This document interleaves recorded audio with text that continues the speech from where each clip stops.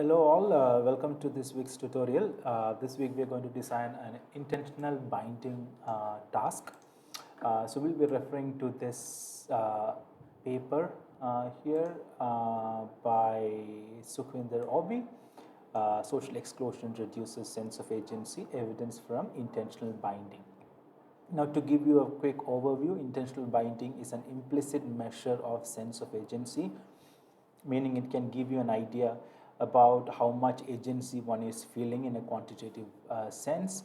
The, the phenomena is basically when there is an action and a consequence of an action. For example, you press a key and there is a consequence such as a tone that is presented, or a visual stimulus that is presented.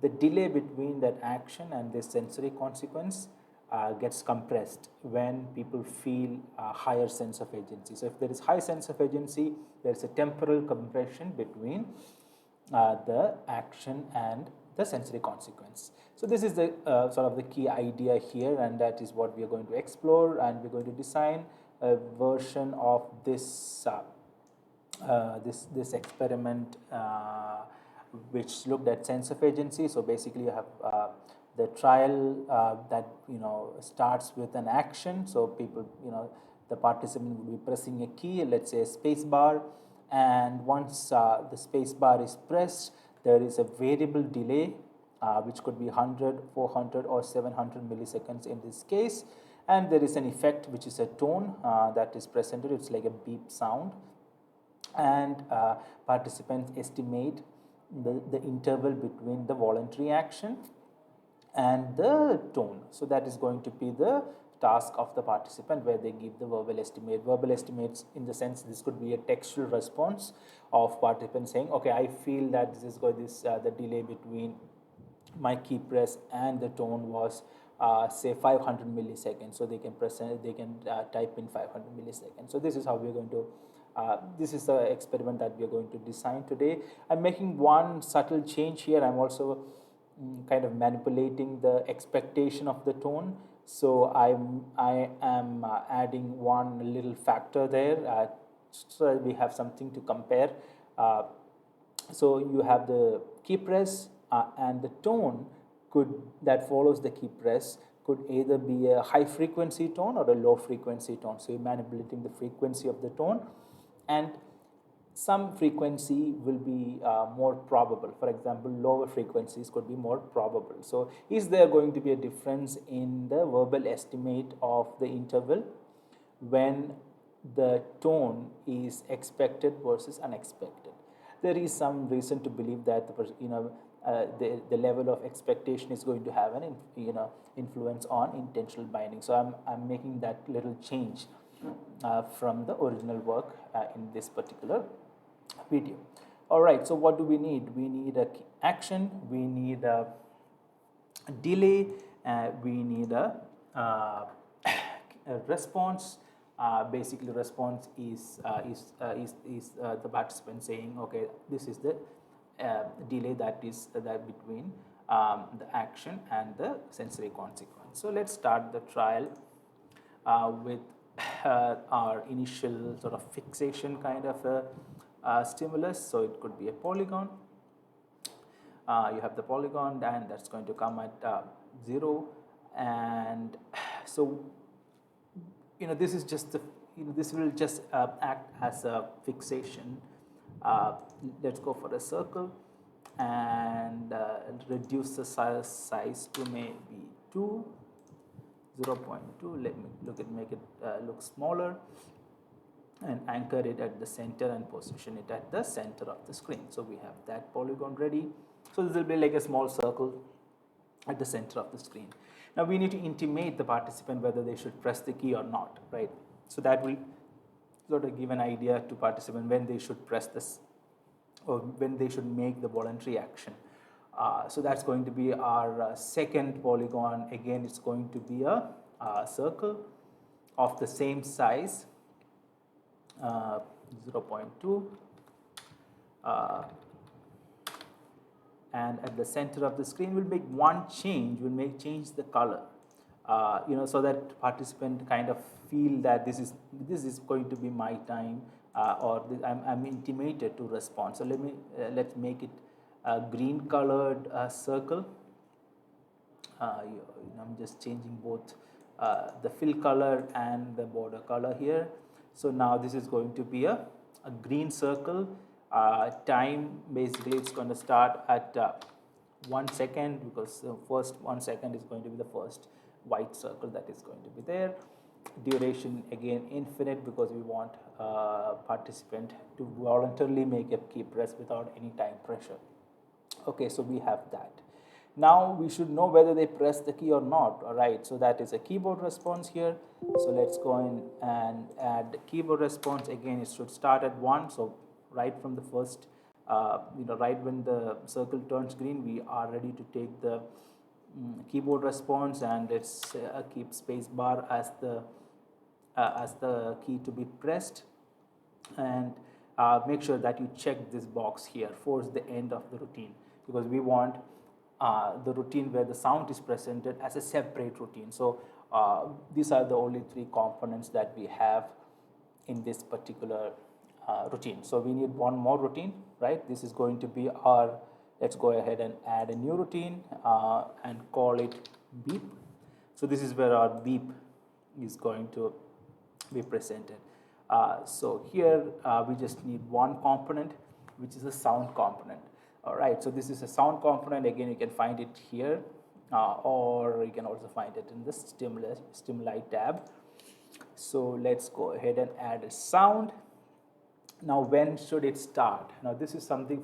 This is a place where we have a manipulation, right? Take a look at this. There is the interval between the action and the tone. There is a variable delay. So every trial it could be a different delay. So we need a variable there. So the start time is basically going to be a variable, and let's call that variable delay. Okay. Duration. These tones are really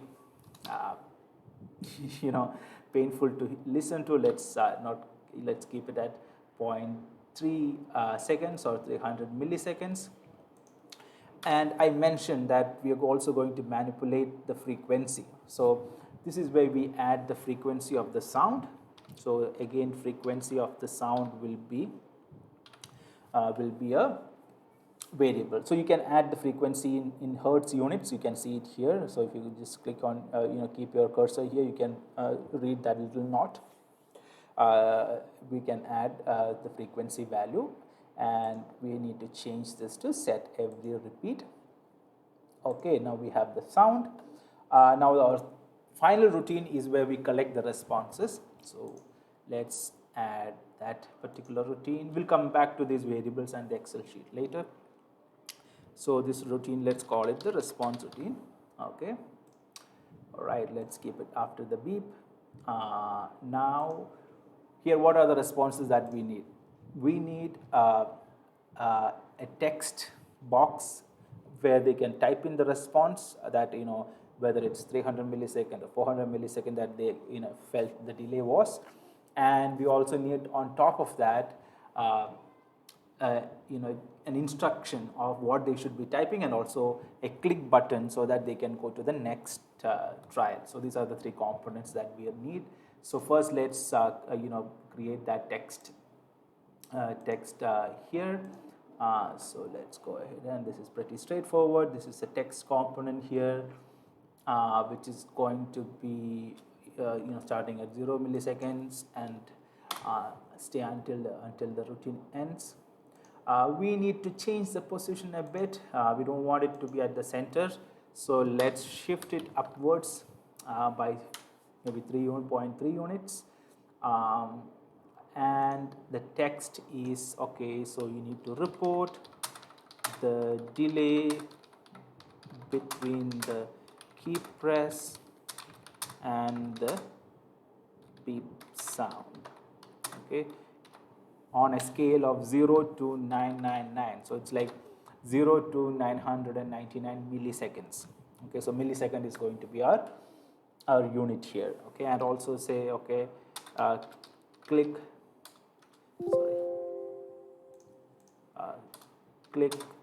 submit. Okay, after entering the value.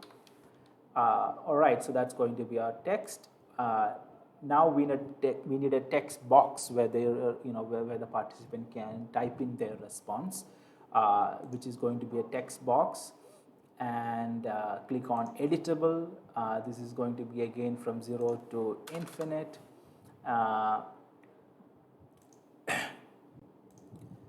Okay, we need to keep this blank here. Layout, we are going to keep it at the center of the screen. Rest of it is going to be by default. Let's just click on the editable and change the duration. That is it. There's nothing else required here. Okay, so we have that, and we also need a mouse response, right? Mouse response in the sense, they should be able to click on it and move forward. So this is the button response here. Click on the button response, and again it starts at 0 and stays there. We need to change the layout a little bit. We want the position to be slightly lower. Okay, so let's go for minus 0.3. In the y-axis you move downwards, so it will be on the bottom of the screen, close to the bottom of the screen. Let's keep the size as on the x-axis. We need, let's say, 0.3, and on the y-axis maybe 0.1. So this will be like a rectangle that is on the screen, and inside the rectangle, so if you change the text here, whatever you write here, type here, is what's going to appear on that particular box where they can click. So let's say I'm just writing submit, or you can also write click here. That works as well. Okay, so we have all the components sort of ready here. We are ready to go. I hope that is clear. Let me just quickly see. Okay.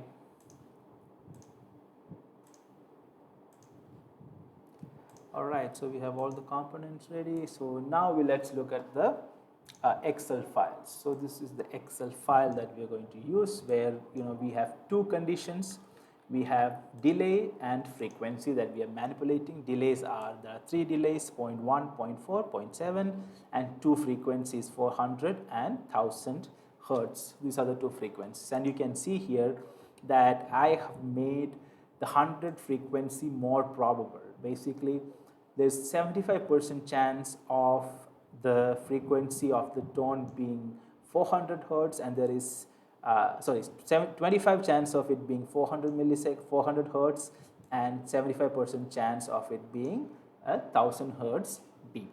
So which means 1000 hertz is the expected one, and the 400 hertz will be the unexpected one. I'm just adding this condition as a variable here, so that it will show up on the final data file, so that you can compare the verbal estimate between these two conditions. So that's what we've got.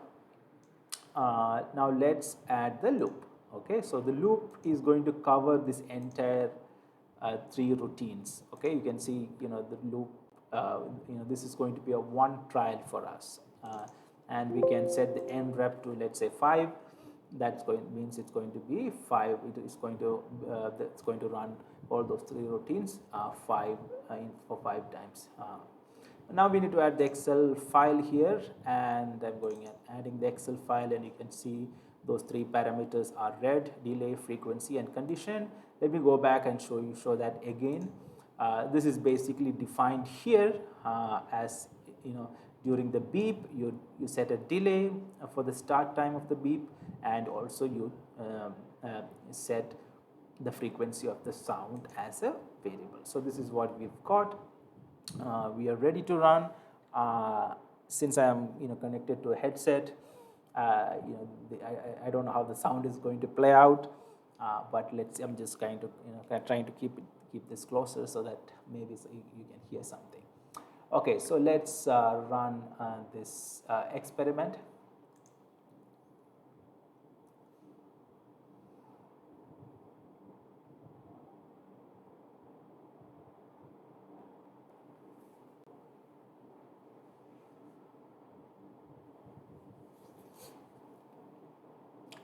So we should have a circle.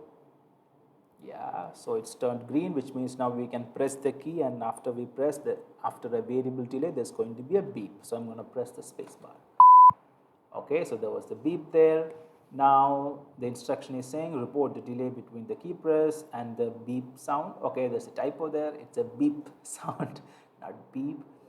I click submit after entering the value. So I'm going to enter the value. I did not hear, of course, because my headpiece is at your service. All right, so let me enter a value here. Let's say I'm going to go for 250.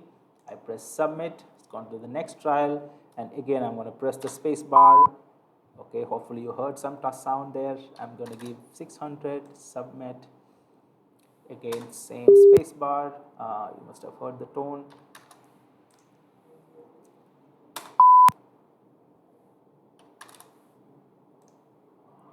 So this will go on for many times, since since our condition file here had what, 12 rows. So it's going to be 12 multiplied by 5, a total of 60 trials that's going to be running. So I'm not going to run all of that. I hope the experiment is clear to you. Basically, you have 3 routines. Let me summarize it once again. You have 3 routines: a trial routine where you have a circle which is white in color, then that turns green, and the moment it turns green, participants can press a key to initiate the tone. Then it goes to the tone, and you have the sound here, which is going to be which is going to have an onset that is delayed onset, and variable but delayed but variable onset, that is going to be for 300 milliseconds, and the frequency is going to be either 400 or 100 or 1000 hertz. And you have the response. This is basically just the instruction that is going to come on top of the screen. This is the text box. Make sure that it is editable, where participants can enter the values, and then the submit button here. Okay, also make sure that you check this box. This is the force end of the routine box, so that the moment the submit button is clicked, it will go to the it will end the routine and go to the next trial. All right, I hope that is clear. Have a good day. Bye.